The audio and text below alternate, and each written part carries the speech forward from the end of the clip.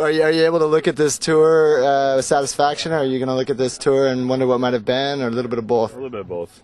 I mean, I don't even want to do the math yet about what it would have been if I would have been with the group that I was with every day, other than one day. And not wounded as well. And not crashed, but no, I mean, you have to put things in perspective. You know, I came here, you know, and I told Bonnie first, I think in January, that I wanted to do a top 10, and I was like really insecure about saying that, and didn't even. I mean, it took me like days to even say that. So, yeah, coming in here, you know, begging and hoping that if everything went right, to go for a top 10, and then being not content with the top 5. I think that you have to keep things in perspective, and but it bodes well for the future. And next year we'll come in with a better game, or same game plan, but have a better perspective, or a different perspective, I should say, and more confidence.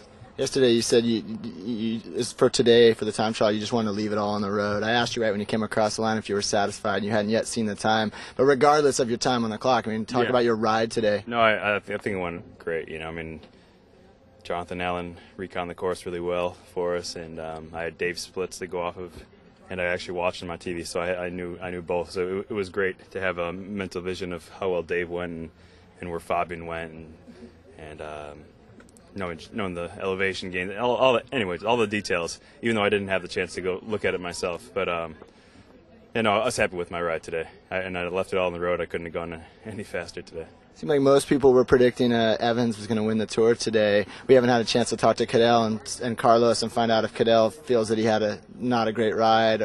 But surprised at all that Sastre, I think he's won somewhere in the range of a minute over Cadel. No, I mean, I was one of the people who doubted Carlos, you know, and I'm a big supporter of him, but I was just being realistic, and I think, you know, ever since that crash, Cadel wasn't, you know, completely on top of his game, and you know, but still I thought he'd be good enough to take it out, but yeah, I didn't have it. But you know, this tour has been hard, and you know, the last 2 days have been hard again, or not last 2 days, but yesterday especially was very hard, and it changes things, and you know, the stress for going for the yellow jerseys,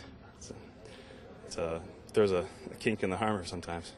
One last question. You talked about coming back next year with the same game plan. You enjoyed your underdog status coming into this race. Is that going to be lost in the future? I think that's officially gone, but that's fine too. You know, we'll just come to the tour with a different mentality and a different game plan.